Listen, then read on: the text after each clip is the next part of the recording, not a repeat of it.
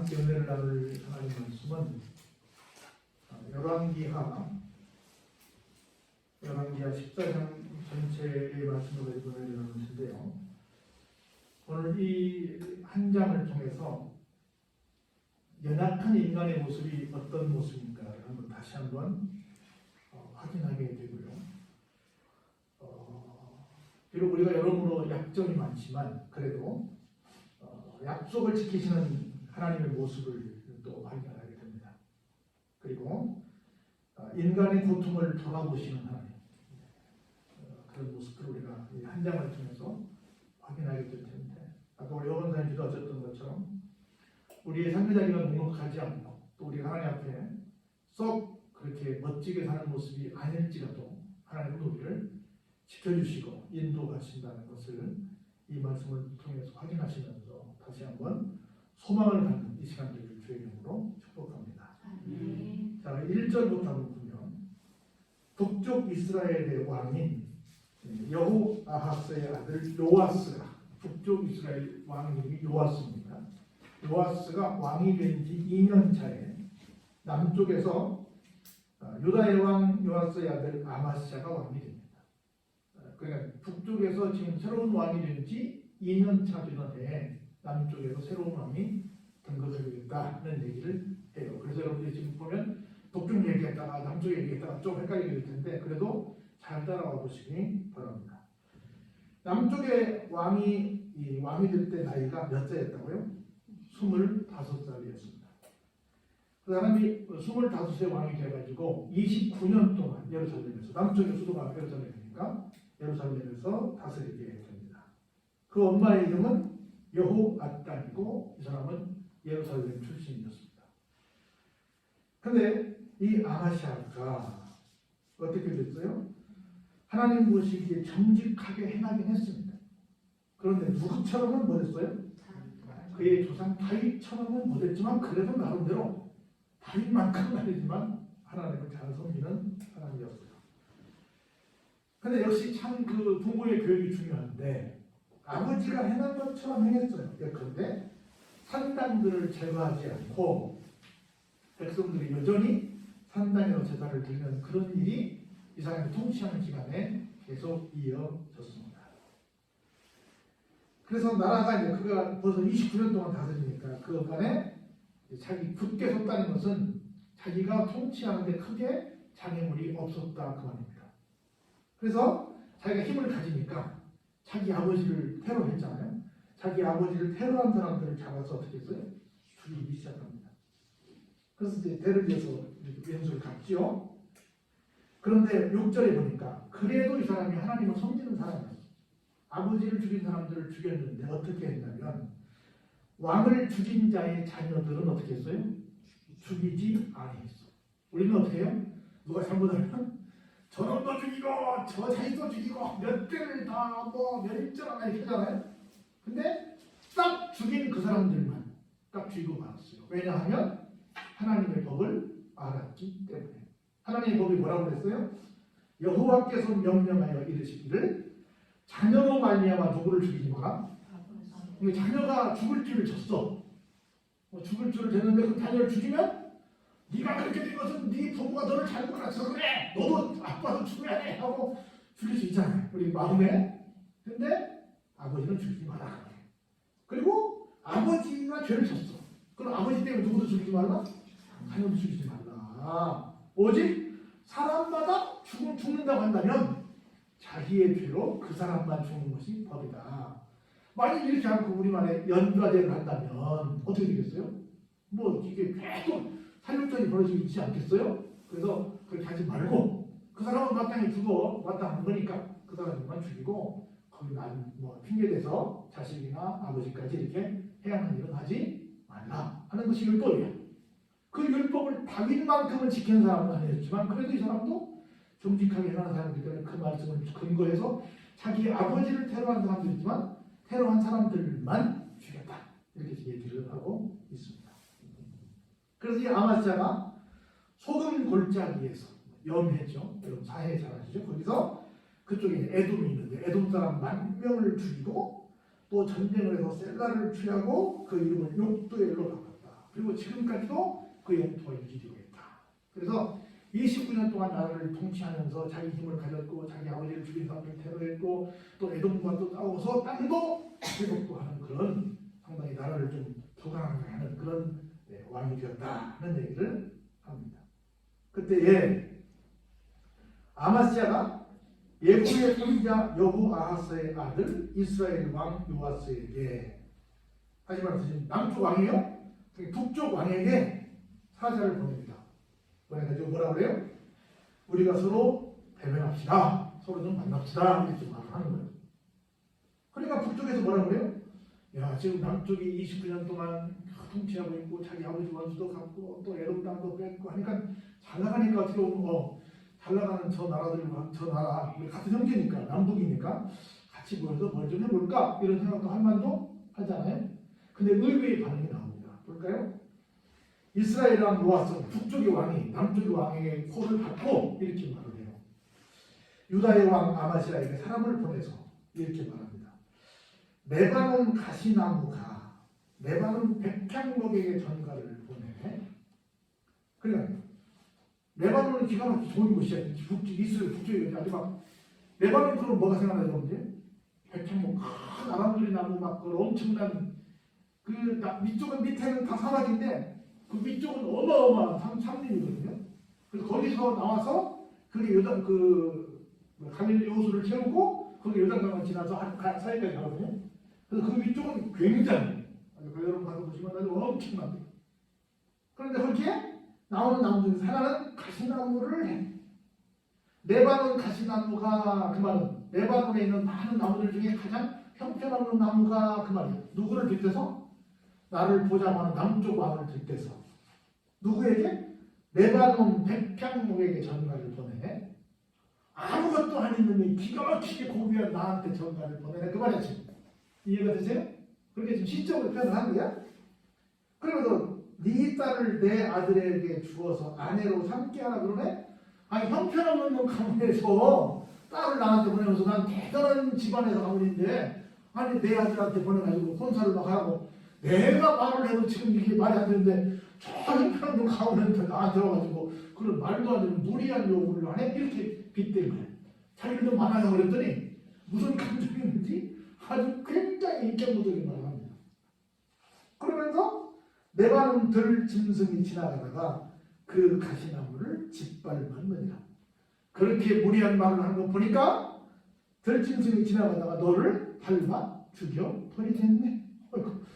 아니 한번 만나자고 했다가 오만 악탄을 받고 거죠. 그렇게 말을 했어요. 그러면서 이렇게 말하십시오.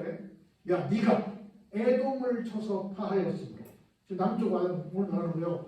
만명을 죽였잖아요. 그래서 에돔 나라하고 한 번 해서 전쟁해가지고 이겼다고 지금 마음이 교만해졌냐?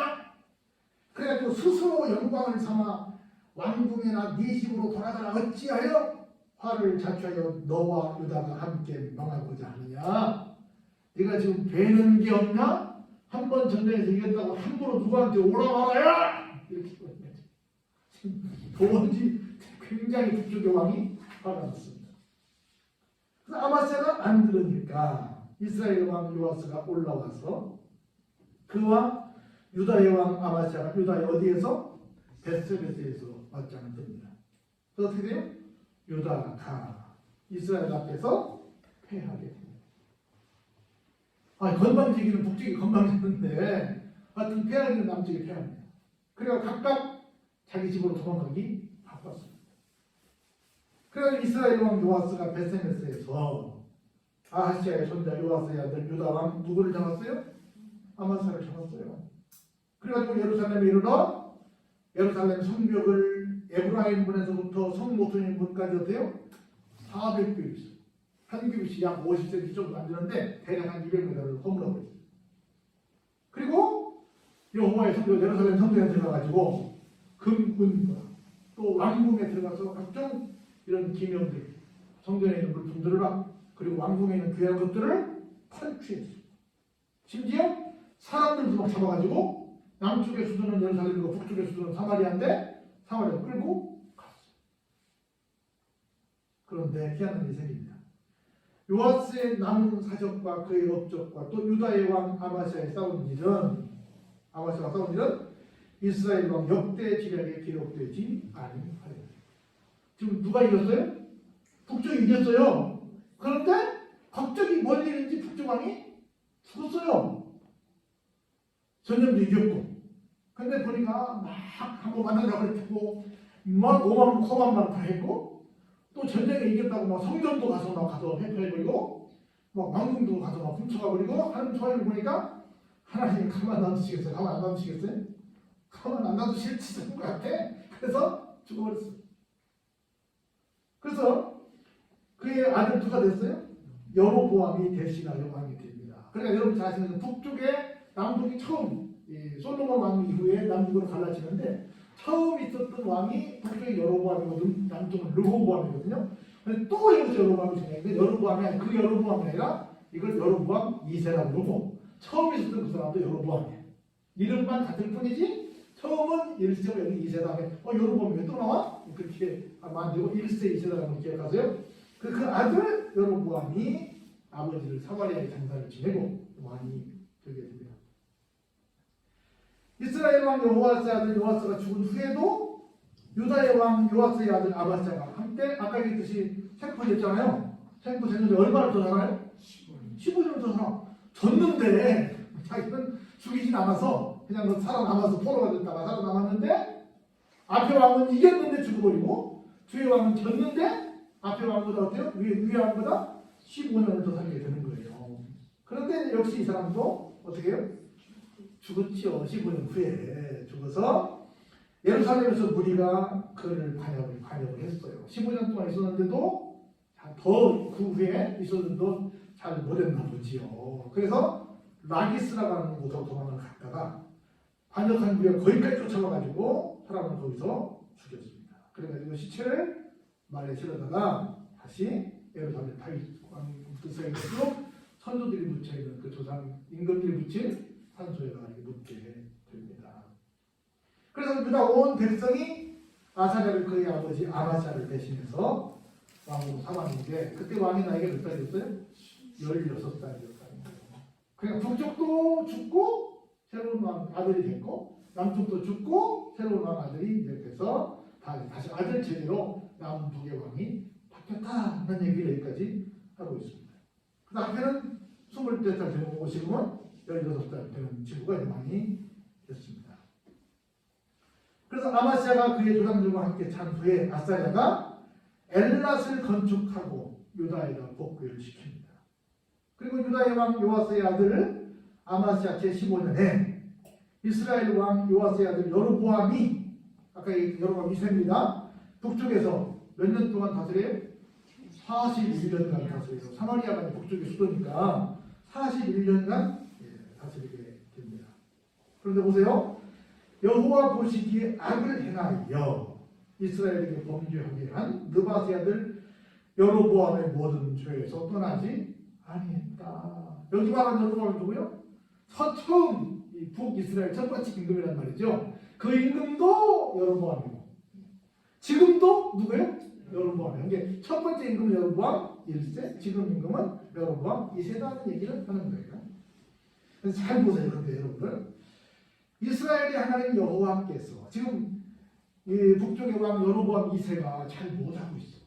잘 못하고 있잖아요. 그런데 어느 날 하나님 여호와께서 그의 종 가드 헤벨 아mit대의 아들 누가 여러분이 잘 아는 선지자 요나를 통해서 이 여로보암 2세가 뭘 할 것이다? 이스라엘 영토를 회복할 것이다. 그 영토로 말할 것 같으면 하맛 어귀에서부터 아라바 바다까지 될 것이다 하는 얘기를 옛날에 요나서에서 예언을 했다는 거야. 근데 생각해 볼 때 그랬더니도 지금 이 사람이 하나님을 잘 믿어요? 잘 못 믿어요? 잘 못 믿어. 그럼 잘 못 믿으면 우리 생각에 그 약속을 이행을 해야 돼요? 말아야 돼요? 말해야 될 것 같아. 이 사람 때는 안 하고 하나님 그 다음 때에 왕이 되면 할 것 같아. 근데 하나님은 그렇지 않지. 지금 이 사람이 잘 못하고 있어요.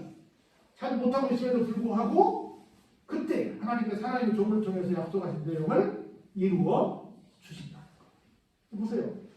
26절에 왜냐하면 이는 이리스 비코스에 왜냐하면 왜 도와줬냐? 이 못된 왕인데 아까 우리 봤죠? 하나님께서 어떻게 해요? 이스라엘의 고난이 심한 걸 보셨다는 거예요.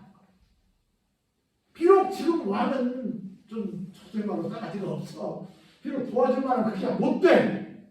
근데 하나님의 백성인 이스라엘 백성들은 어때요? 고난이 심하다는 거야. 그래서 매인자도 없고 노인자도 없고 이스라엘 뭐 할 자도 없어요? 도울 자도 없어. 이게 뭐 자유로운 것도 아니고 그렇다고 뭐 얽매인 것도 아닌데 이건 뭐 그냥 지도자도 그렇고 다 그냥 아주 총체적으로 그냥 다 이도저도 아닌 정말 갈 길 몰라 상방 없이 헤매는 목자업을 양과 같은 그런 처지에 놓여 있는 것을 보고 있는 거예요. 그래서 왕은 좀 그렇듯 하나님께서 그 백성들을 보시고 그냥 도와주시는 거예요. 그것도 보세요. 하나님께서 이스라엘의 이름을 어떻게 해요? 천하에서 없애버리겠다고도 말씀하지 않으셨으므로 누구를 통해서? 그래도 잘 못 믿지만 요아스의 아들 여로보암 2세의 손으로 구원하시게 됐다는 거예요. 하나님 참 얼마나 기가 막혀요? 우리 생각에 이놈들! 하고 말할 것 같은데 그래도 하나님께서는 그 부족한 사람을 통해서 누가 불쌍하니까? 백성들이 불쌍하니까 내가 또 지난달 선지자께서 말씀하신 내용이 있기에 그 약속을 내가 이행한다라고 하는 거예요. 그리고 결국은 어떻게 했어요? 이스라엘 백성들만 살려놓고 이 사람은 어떻게 돼요? 죽지 뭐. 여로보암이 나온 사적과 모든 행한 일과 싸운 업적과 밤의 새벽을 회복한 일과 이전에 유다에 속하였던 하맛을 이스라엘에 돌린 일은 이스라엘 왕 역대 기록에 기록되지 아니하시느냐. 뭐 영토를 회복하는 일을 했어요? 죽었어요. 그리고는 여로보암이 그의 조상 이스라엘 왕들과 함께 자고 누가? 그의 아들 스가랴가 대신해서 또 왕이 됩니다. 그리고 또 한 지대가 또 가고만 거예요. 이 말씀을 보면서 역사의 주도권을 누가 갖고 계신다? 하나님 갖고 계신다. 그리고 하나님은 좀 뭐 부족한 모습이 있지만 다윗만큼은 안 됐지만 아직까지도 산다에 가서 뭐 하고 하나님 보시기에 좀 부족한 부분이 매일 많이 있지만 그래도 뭘 돌보신다? 인간의 연약함을 돌보신다는 거예요. 그리고 죄전에 선포한 내용을 어떻게 하신다? 이루어주신다. 지켜주신다. 우리 생각할 때 아이 괘씸해! 내가 약속했지만 안 해! 이렇게 할 수도 있지만 그리고 죄전에 입을 통해서 선포한 거니까 여로보암 때 그렇게 회복한다고 했으니까 그 약속을 지켜주신다는 거예요. 우선 보면서는 짧은 한 장이지만 참 굉장히 많은 은혜가 됐어요. 하나님께서 기가 막히게 역사하십니다. 얼마나 참 다 보면 약점을 가지고 있잖아요. 남쪽의 왕이든 북쪽의 왕이든 다 약점을 가지고 있잖아요. 그럼에도 불구하고 하나님께서 그 백성들을 잘 지켜주시고 그 나라를 계속해서 유지시켜 나가시고 심지어 또 회복도 되게 하시잖아요. 그런 걸 보면서 하나님의 사랑이 얼마나 크신지 그리고 막 이렇게 뭐 한번 만난다고 했다가 막 오만 그런 낙타를 막 들어도 그 사람이 또 이기까지 하는데 또 그 사람이 먼저 죽기도 하고 전우는 또 15년 더 살기도 하고 참 하나님의 역사는 참 모를 일이다. 하나님께서 하시는 거다. 우리 생각할 때는 뭐 딱딱 뭔가 좀 권선징악으로 이렇게 될 것 같은데 그렇지 않고 들어가는 보면 모든 게 누구 손에 달려있다? 하나님 손에 달려있다.